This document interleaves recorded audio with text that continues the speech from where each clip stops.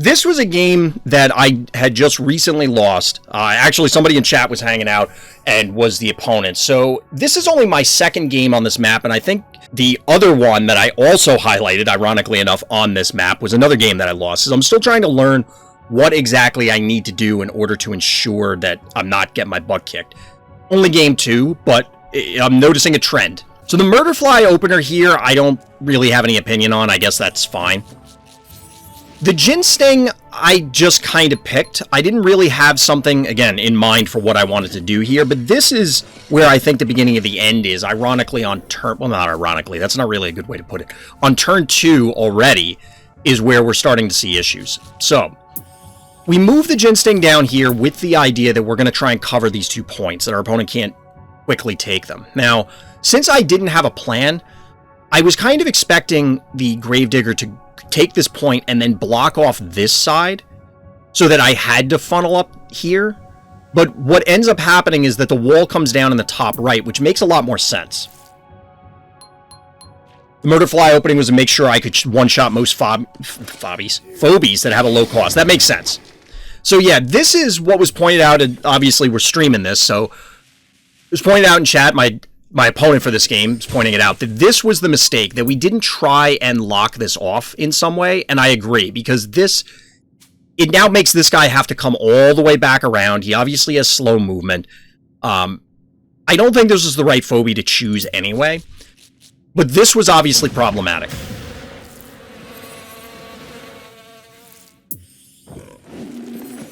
I usually cut those. So you're saying you usually cut this wall? The one above the bear and the Gesundheit? Because what I think might have been... What might have been better off here... So, if we assume the Gesundheit was a mistake, we could have sent...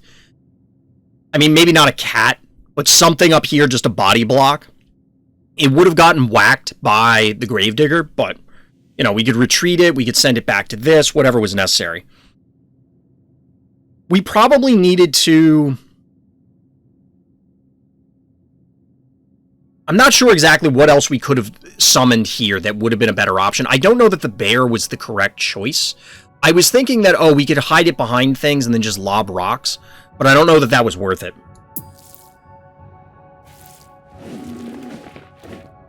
So here we're just jockeying for position. And the Murderfly comes out because I figured I could position with the Murderfly, meatball something, and then try and take it down. And at this point, I want to try and set something up, but I'm not really clear on what it is. Now, unfortunately, our opponent has Mount Crushmore down here, who's going to do the same Gravedigger routine, but in the south. And we don't have a great way to advance onto anything here. Going here with the bear signs its death warrant. If we try to advance Gesundheit, that one dies. And in fact, we might have been better off if I had advanced both. But realistically, we would have just lost them a couple turns earlier. At this point, I think the writing is on the wall. It's just not necessarily obvious yet. But it's going to become more obvious momentarily. So alternatively, obviously the misplay up here in the corner comes back to haunt us. But I'm not sure exactly mid-game wise. So here we can't actually kill anything here. If we were able to, we might have, well, we killed a Gravedigger, but we weren't actually able to kill any of these 3, which is the problem. So not getting this Murderfly is crippling. Because now the counterattack means that our bees as well as the Gesundheit fight it. And it's all downhill from here.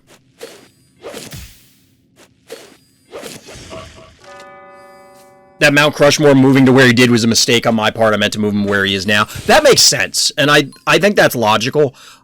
I don't know that my movement would have changed. I mean, I would have expected what is happening. I think I was expecting what happened anyway. Gesundheit couldn't get there to try and body block, and even if he could, again, he's just going to die. But yeah, at this stage, we're just kind of going through the motions of finishing the game out. I have 7 keys, and there was a debate while the game was live about whether I go for the alligator that I ultimately do versus, say, an erratic and a 1 cost or something like that. The 1-key cat is never going to live to take anything, but obviously this didn't work out, so maybe another range character would have been better. I'm not sure.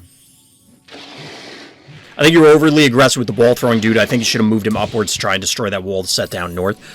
So, destroying the walls in general is something I tend to avoid just because it requires so much investment. So, the bear that throws the ball, he ends up... He doesn't actually push that much damage. He's undead, and he has comparatively higher hit points than the comparable 4 costs. And of course he has a lob attack, but he's not going to burn anything down, I guess, is where I'm going with it. And part of the reason why I'm debating all this stuff is because there's nothing here. Like, I'm just doing stuff to try and end the game, basically. I think you need something with abilities to come back. The Gator is mad. Yeah, that was why I was debating the Erratic instead, because my only other option at 7 right now is Fish Tank, and that's just another big dummy who punches good. The Gator at least would tank a little bit. Now the dragon here that just croaked, we did see it temporarily. Our opponent was going to play it and then took it back during the game. You don't see that in the replay, so we knew it existed, but I didn't really know what it does. I think this was problematic, but I don't know that if we go up there and kill the block, does that do anything for us? Now, clearly, we were overly aggressive, and we went in too far, too fast, and it cost us. But if we pulled back, we blow that up, it opens that other avenue, we might be able to sneak a 1-key over the top to be able to retake that panic point, and then we jockey for the middle too. We simultaneously needed to do that and get a jar online, I think, because we needed the longer range. I'm not really sure. I like the 2-dimensional 2-key dude and a sheep. Then he sets up a kill zone for my Phobies if they try to advance. Destroying those walls, open up the map, crucial. I don't know. I guess my challenge here with trying to figure out what I could have done differently was, if I spend time going to the north and take out, and I wish I could rewind from this stage. I guess we can just go back into the game and I'll just keep this as all part of it and we'll skip turns. So let's go to, we're just skipping ahead so that we can get to, all right. This turn's good enough. The later, well, we can skip through and continue to the later board state. The point is that statue is maintained through the rest of the game, essentially. So we'll rewind to this turn. So we obviously didn't need to advance Unbearable here. Unbearable ends up meeting an untimely fate. If we pop this statue, it does open up another lane that we could, capture this point, as well as either a jar or whatever could shell our opponent from up here. But I feel like we are far enough behind. I'm not clear on how I flip the table on tempo on this. So we would need to blow this up, get set up, and then still retake the other points. I don't think we can hold the middle here. If we pull this guy back, so I'm just walking through it.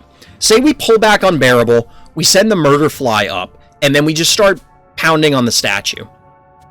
We could then supplement with, say, a jar, or whatever. I'm just throwing jar out there because it's kind of my go-to range thing. Plus it lobs here and it has a longer range. So we break this. In the meantime, we just pull back in general. So we kind of set up a arc here. So like Gesundheit here. Maybe keep Ginsting where it is. Unbearable's here. We could obviously shift them back a space as well if we have to, because they can still target. If Ginsting were here next to our heart, it could hit both of the, or even Gesundheit could hit both of the panic points. Point being is that then our opponent does have to come to us while we're demolishing the statue. Given that we're only taking, I think we're taking 225 a turn, we probably have enough time to accomplish all of those things. The screw up that I'm sure I would do would be I'd pop the statue, but then don't put somebody back there, and then Gravedigger can walk back up and start it all over again. I'm sure I would end up doing that because I know me. But I think the over-aggression absolutely cost us. I mean, that's how you lose a lot of games in Phobies, but I think that is valid as I walk through it, because my initial thought is I'm wasting time destroying this thing. Don't I have my own Gravedigger? Yes. So if we were to... I was walking through one of the paths, but yes, the simpler option is just walk a Gravedigger up. I do not have Crushmore, and unfortunately I can't click on, in the replay, I can't click on the vault to show all the Phobies. But yes, Gravedigger is available. So we could have walked that up there, and in fact, probably the turn we played Murderfly. So this turn, it probably would have been better to run Gravedigger up here. But I think this was a cool game to look at because it was a play on what, turn 2? Or a misplay on turn 2. The combination of the play my opponent made, which was a good play, and then my failed reaction on turn 2 caused the domino effect that was 24 turns later, the game ends. And I think that's important to note when you're playing any kind of strategy game, this or otherwise, is just identifying the watershed moments that cause you to throw a game or hand a game away. And it could be something that as innocuous as on turn 2 and follow up turn 3, not dealing with a statue up here that ultimately costs the game.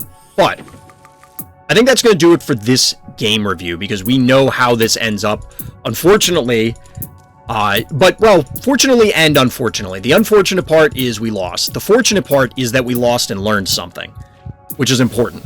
It did end in defeat, but that's going to do it for this game review. So as always, everybody, thank you for listening, thank you for watching, and Black Lives Matter.